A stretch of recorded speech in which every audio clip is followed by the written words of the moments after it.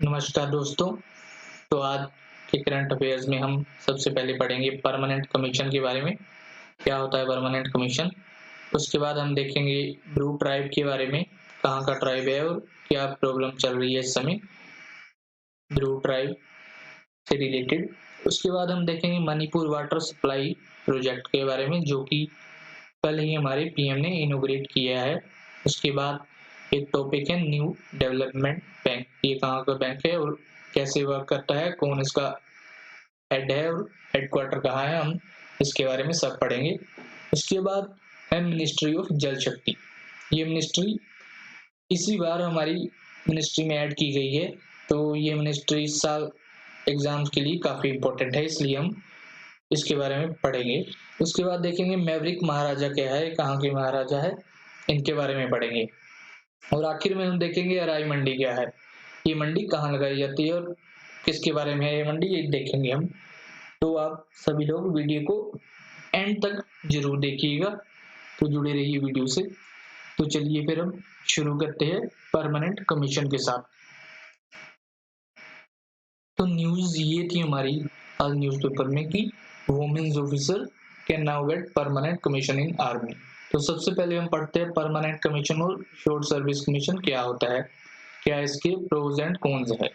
तो सबसे पहले देखते हैं परमानेंट कमीशन के बारे में।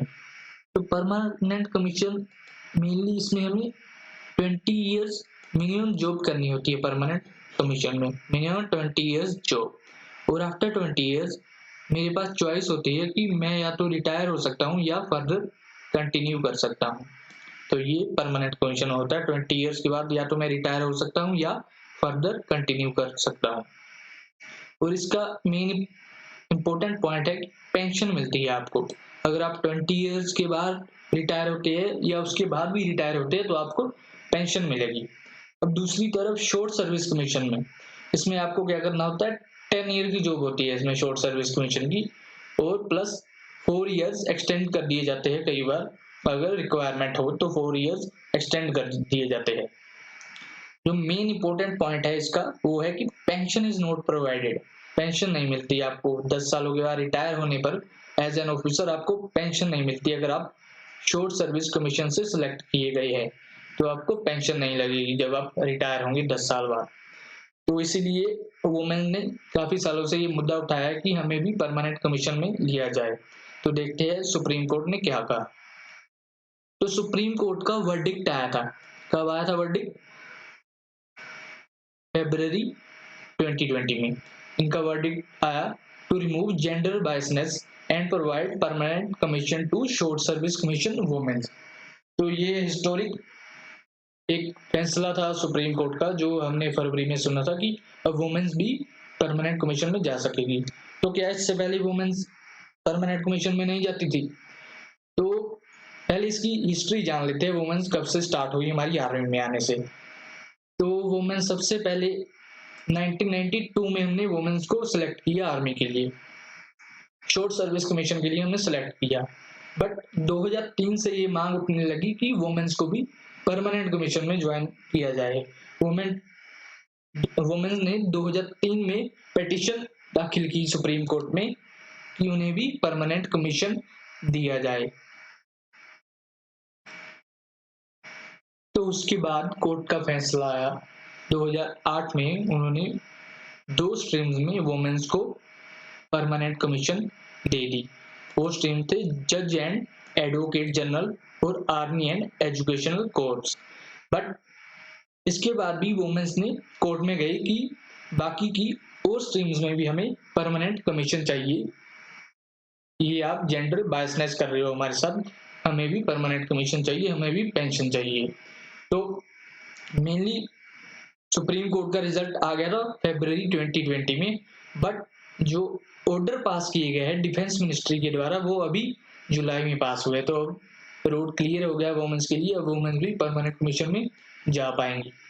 जो 10 स्ट्रीम्स जिनमें वुमेन्स की एंट्री हुई है परमानेंट कमीशन में, वो है सबसे पहले है आर्मी एयर डिफेंस, और उसके बाद है सिग्नल्स, उसके बाद है इंजीनियर्स, उसके बाद है आर्मी एविएशन, उसके बाद है इलेक्ट्रॉनिक्स एंड मैकेनिकल इंजीनियर, उसके बाद है आर्मी सर्विस कोर्प्स, उसके बाद है आर्मी ऑर्डिनेंस कोर्प्स, उसके बाद है इंटेलिजेंस कोर्प्स, और 9th है जज एंड एडवोकेट जनरल, और आखिरी है आर्मी एजुकेशनल कोर्प्स। जो तो ये 10 स्ट्रीम्स है जिनमें वुमेन सब परमानेंट कमीशन में जा सकती है। तो अभी हमने कितने ऐड किए? अभी हमने ऐड किए सिर्फ 8, 2 हमारे पास पहले से थे, 2008 से थे 2, तो टोटल कितने हो गए? 10 हो गए। अब 10 स्ट्रीम में वुमेन शॉर्ट सर्विस कमीशन वाली वुमेन परमानेंट कमीशन में जा सकती है। तो याद रखिएगा अभी हमने ऐड की है 8, 2 हमारे पास पहले से थे। तो चलिए फिर नेक्स्ट टॉपिक की तरफ चलते हैं। अब एक न्यूज थी कि locals mark places for settling Bru refugees in Tripura. तो ये कौन है ब्रू रिफ्यूजीज, और लोकल्स क्यों मार्क कर रहे हैं प्लेसेस इनको सेट करने के लिए त्रिपुरा में, ये देखते हैं अब इस न्यूज में। सबसे पहले तो ब्रू ट्राइब है कहाँ का, ये देखते हैं हम। तो ब्रू ट्राइब मेनली पाया जाता है त्रिपुरा, मिजोरम और असम में। असम में थोड़ा कम है इनकी पॉपुलेशन, बट त्रिपुरा और मिजोरम में मेनली पाया जाता है ब्रू ट्राइब। और it is also known as Reang, इन्हें हम रियांग भी कह सकते हैं। एग्जाम में रियांग के बारे में पूछा जा सकता है, ब्रू शायद वहां ना लिखा हो तो आपने कंफ्यूज नहीं होना है, रियांग को ब्रू ट्राइब भी कहते हैं। तो हिस्ट्री जान लेते हैं क्या हुआ ब्रू ट्राइब्स के बारे में, क्यों इन्हें लोकल लोग प्लेस दे रहे हैं त्रिपुरा में सेट होने के लिए। तो ये मिजोरम की बात है। मिजोरम के कई ग्रुप थे ऐसे जो इन्हें टारगेट कर रहे थे कि ये ब्रू ट्राइब नेटिव नहीं है मिजोरम के, ये बाहर के आदमी है, हम इन्हें मिजोरम में नहीं रख सकते। वो इनके साथ मारपीट कर रहे थे। तो 97 में ये बहुत ज्यादा हो गया, वायलेंट क्लैशेस होने चालू हो गए ब्रू पीपल में और सम ग्रुप्स ऑफ मिजोरम में। तो उसके बाद ब्रू ट्राइब के लोगों को वहां से भागना पड़ा। मेनली 37,000 ब्रू फ्लेड फ्रॉम, ये देखिए कौन कौन सी डिस्ट्रिक्ट में थे ब्रूज वहां पर, मामित, कालसिब एंड लुंग लेई, ये 3 डिस्ट्रिक्ट थी मिजोरम की जहां से 37,000 ब्रू ट्राइब के लोग भाग गए, अपनी जमीन जायदाद वहीं छोड़ के आ गए और उन्हें त्रिपुरा में रिलीफ कैंप्स में रहना पड़ा। तो देख लीजिए इनके साथ कितना बुरा हुआ है। मिजोरम में ये अपनी जमीनें छोड़कर भागना पड़ा इन्हें और त्रिपुरा में रिलीफ कैंप में ये लोग रह रहे हैं।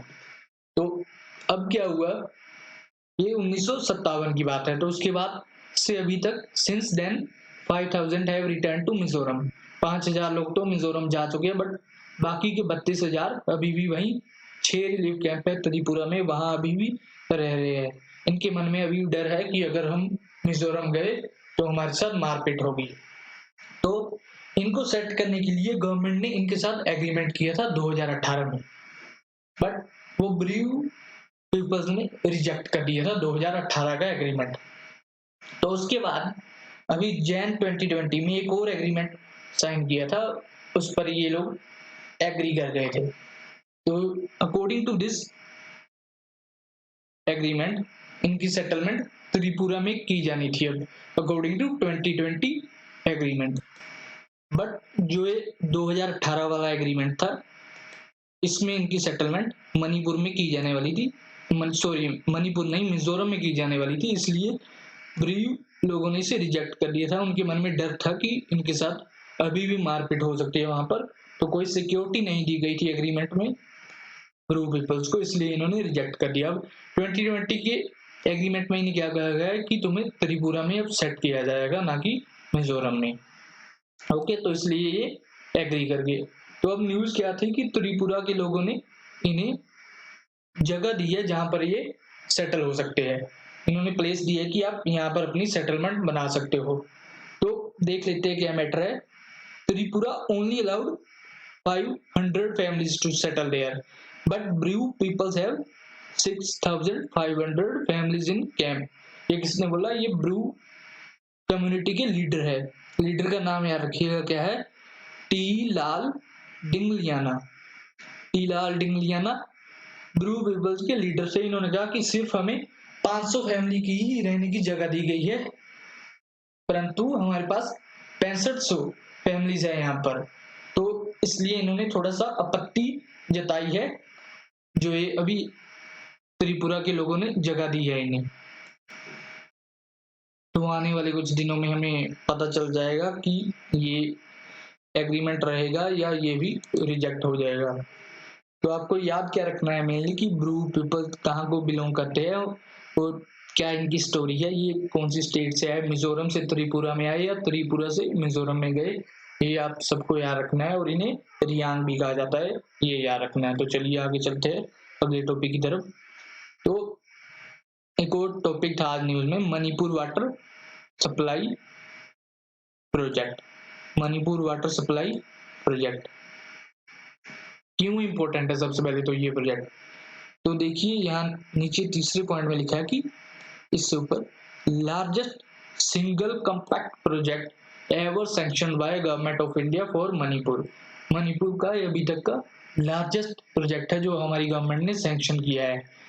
कितने का प्रोजेक्ट है देख लीजिए खुद ब खुद, ये 3054 करोड़ का है। तो काफी बड़ा प्रोजेक्ट है। इकोनॉमिक वे से देखें अगर हम इसे, 3054 करोड़ का प्रोजेक्ट है। अब इसको इनोग्रेट किसने किया प्रोजेक्ट को? तो इनोग्रेट किया हमारे पीएम साहब ने, मिस्टर मोदी ने। और कैसे इनोग्रेट किया? वीडियो कॉन्फ्रेंसिंग के द्वारा। मोदी जी वहां गए नहीं थे, वो दिल्ली में ही बैठे थे, उन्होंने वीडियो कॉन्फ्रेंसिंग की। और दूसरी साइड मणिपुर में किसने रिसीव किया? CM of Manipur. अब आप लोग बताएंगे कि सीएम ऑफ मणिपुर कौन है और गवर्नर ऑफ मणिपुर, ये भी आप लोग बताएंगे कि गवर्नर ऑफ मणिपुर कौन है। तो अदर एमएलएस एंड मिनिस्टर भी थे वीडियो कॉन्फ्रेंसिंग में।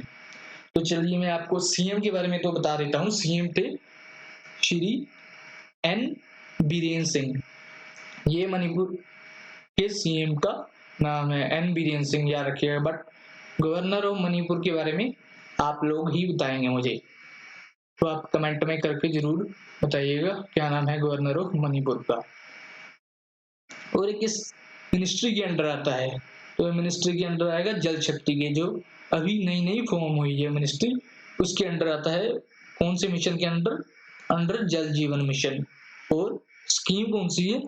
हर घर जल स्कीम। कौन सी स्कीम है? इसमें हमें क्या करना है? हर घर को फ्रेश वाटर से कनेक्ट करना है, हर घर जल पहुंचाना है हमें। तो इसलिए ये प्रोजेक्ट इंपॉर्टेंट है। और आखिर में ये फंड किसने किया? तो ये फंड किया है न्यू डेवलपमेंट बैंक ने। न्यू डेवलपमेंट बैंक, जिसे हम पहले कहते थे ब्रिक्स डेवलपमेंट बैंक।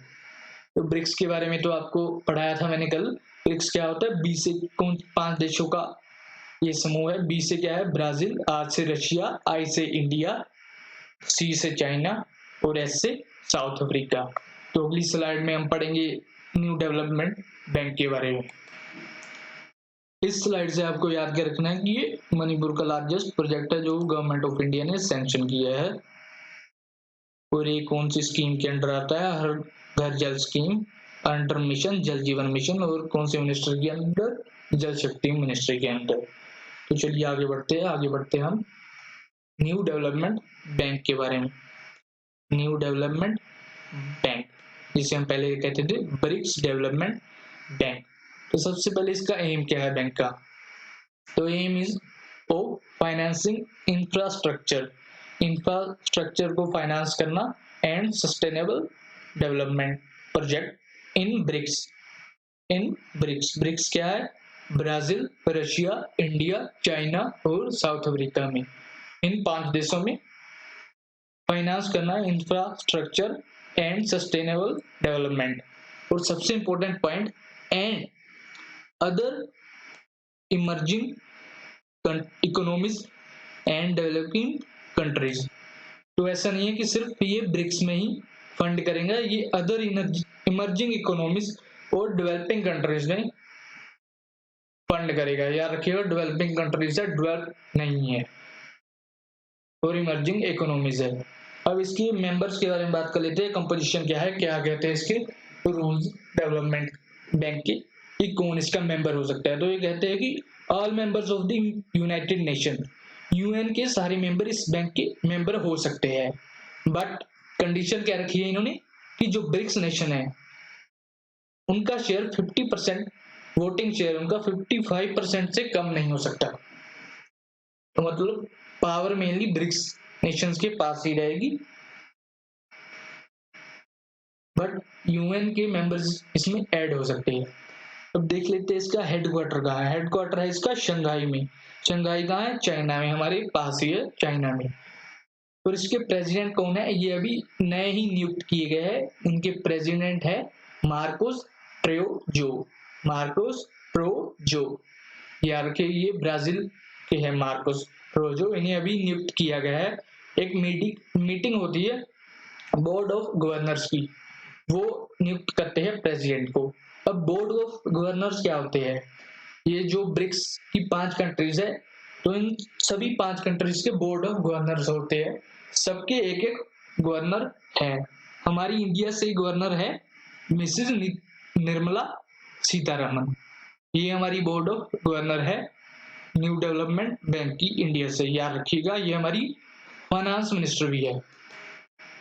तो अब एग्जाम में क्या पूछ सकते हैं? एग्जाम में मेनली आपसे पूछ सकते हैं कि ये सिर्फ, आपको ऐसा ऑप्शन आ सकता है कि ये सिर्फ ब्रिक्स को ही फंड कर सकती है। तो याद रखिएगा ये गलत है। ये ब्रिक्स और other emerging economies and developing countries को भी फंड करती है। या फिर एग्जाम में आपसे ऐसे ही पूछ सकते हैं कि new development bank fund develop countries, तो डेवलप कंट्रीज को ये फंड नहीं करती है, डेवलपिंग कंट्रीज को फंड करती है, याद रखिएगा। और एग्जाम में ऐसे पूछे जा सकते हैं कि इसके मेंबर सिर्फ ब्रिक्स नेशन के मेंबर्स ही हो सकते हैं, बट ऐसा नहीं है। यूएन के सारे मेंबर भी इसके मेंबर हो सकते हैं, बट कंडीशन क्या है कि 50% of voting power BRICS nation के पास रहेगी, ये याद रखिएगा। तो चलिए अब आगे बढ़ते हैं। आगे पढ़ लेते हैं मिनिस्ट्री ऑफ जल शक्ति के बारे में। इस साल के एग्जाम्स के लिए काफी इंपॉर्टेंट मिनिस्ट्री है क्योंकि ये इसी साल फॉर्म हुई है।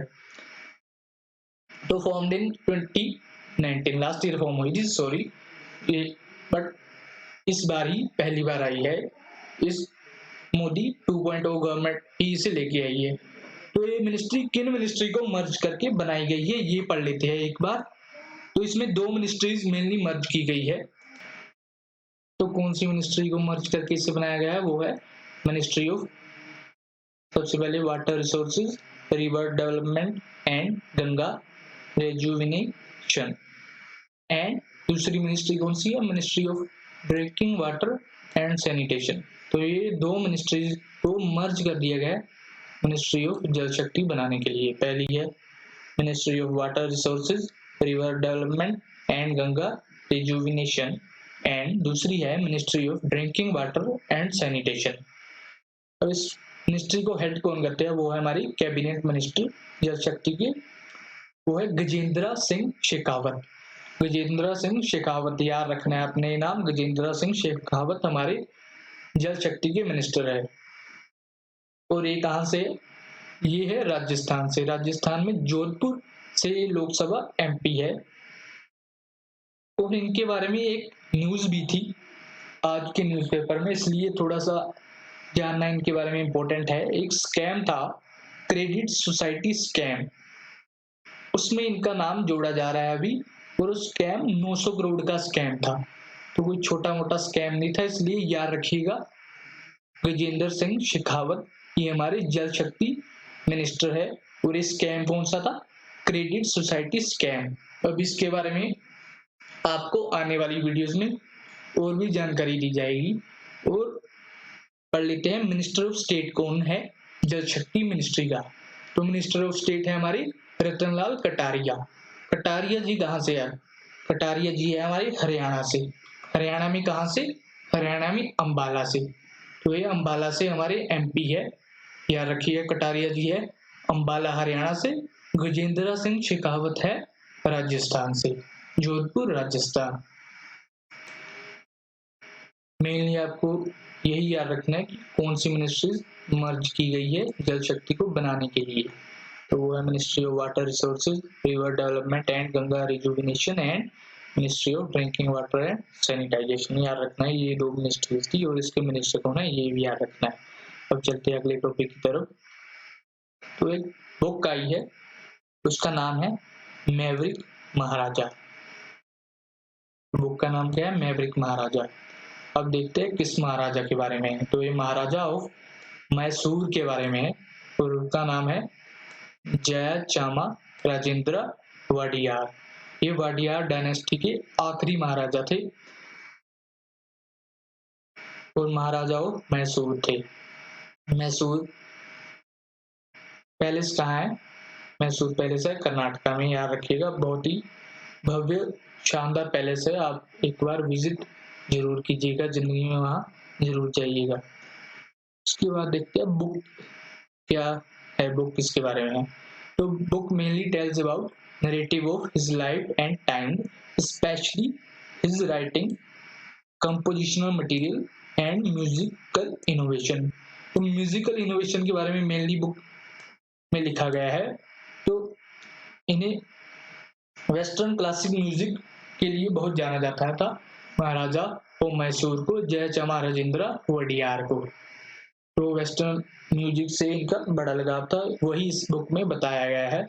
और ऑथर कौन है बुक की? ऑथर है दीप्ति नवरत्ना, याद रखना है आपने, ऑथर भी याद रखना है। और बुक में मेनली क्या बताया गया है और महाराजा के बारे में, महाराजा आखिरी महाराजा थे या नहीं थे, कौन सी डायनेस्टी थी ये याद रखना है, वाडियार डायनेस्टी। अब देख लेते हैं राई मंडी, ये कौन सी मंडी है इसके बारे में पढ़ लेते हैं। हमने आपको पहले ही बताया था कि मंडी के बारे में पढ़ेंगे आज एक। तो देखिए ये कोई मंडी नहीं है, सबसे पहले बात तो इसे कोई ये सब्जी की मंडी नहीं है कोई, और किसी वस्तु की मंडी नहीं है। ये क्या चीज है? एक पोस्चर है इसका, भरतनाट्यम का, भरतनाट्यम डांस का एक पोस्चर है ये अराई मंडी। अराई मंडी डांस ये क्या होता है? मेनली आपने देखा होगा भरतनाट्यम कोई टीवी पर, बेसिकली आपने देखा होगा ज्यादातर भरतनाट्यम कैसे करते हैं। तो इसमें क्या होता है, जब बेंट नीज टर्न आउट, नीज को हम बेंड करते हैं और टर्न आउट करते हैं, बाहर की तरफ निकालते हैं और अपने शरीर को नीचे की तरफ कर लेते हैं, उस पोजीशन को हम क्या कहते हैं? अराई मंडी। मेनली एक स्टडी हुई थी इससे रिलेटेड, तो इसलिए ये आपको पढ़ा रहा हूं अभी। तो मैटर ऑफ कंसर्न क्या था इसके बारे में? जब हम ये पोस्चर करते हैं, जो डांसर ये पोस्चर करते हैं, तो डांस के बाद क्या होता है, उन्हें पेन फील होती है। कहाँ होती है? उनकी हील में, उनकी नी में और बैक में। तो डांसर्स को पेन होती है। मेनली ये हमारी बॉडी के लिए थोड़ा, हमारी बॉडी को इम्बैलेंस कर देता है थोड़ा सा, इसलिए ये इंपॉर्टेंट है थोड़ा सा। राई मंडी क्या होता है? ये क्या है? कोई मंडी नहीं है, एक डांस पोस्चर है। और कौन सा डांस पोस्चर है? किस डांस का? भरतनाट्यम का, याद रखिएगा, भरतनाट्यम का डांस पोस्चर है। अब पढ़ लेते हैं कुछ इंपॉर्टेंट डेज के बारे में, इस महीने के कुछ इंपॉर्टेंट डेज। तो सबसे पहले तो वर्ल्ड ब्रेन डेज, दिमाग वाला दिन कब होता है वर्ल्ड का? वर्ल्ड ब्रेन डे, तो ये होता है 22 जुलाई को, अभी 2 दिन पहले ही हुआ, 22 जुलाई को वर्ल्ड ब्रेन डे होता है। मेनली एग्जाम में डेट आजकल बहुत कम पूछी जाती है कि कौन सी डेट को क्या था, बट थीम पूछते हैं, थीम क्या था? तो आपने याद रखना है theme of 2020 world brain day का थीम क्या था? कोविड-19 दी इम्पैक्ट, क्योंकि अभी कोविड-19 का बहुत ज्यादा प्रकोप चल रहा है हमारी दुनिया में, तो इसलिए इसका थीम यही था कि इसका इम्पैक्ट क्या हो रहा है हमारे दिमाग के ऊपर, हमारी मेंटल वेलनेस के ऊपर कोविड-19 का क्या इम्पैक्ट है, यही इसका थीम था वर्ल्ड ब्रेन डे का। और ये कब होता है? 22 जुलाई के, 2 दिन पहले ही हुआ अभी। अब ब्रेन पढ़ लिया और इसी का rhyming word rain, world rain day कब होता है? तो ये अभी कुछ दिनों में आने वाला है, 29 जुलाई को वर्ल्ड रेन डे होगा। और एक और इम्पोर्टेंट डे जो कुछ दिनों पहले चला गया वो है वर्ल्ड पॉपुलेशन डे, ये कब होता है? 11 जुलाई को। तो आप सभी को ये तीनों दिन याद रखने हैं, world brain day, world rain day, world population day, तीनों याद रखने हैं। मेनली थीम जरूर याद रखना है वर्ल्ड ब्रेन डे का, थीम क्या है? कोविड-19 द इम्पैक्ट। तो आशा करते हैं आप सभी लोगों को वीडियो पसंद आई होगी। अगर पसंद आई तो सब्सक्राइब जरूर कीजिएगा हमारे चैनल को, लाइक भी कीजिएगा और शेयर भी कीजिएगा। तो धन्यवाद।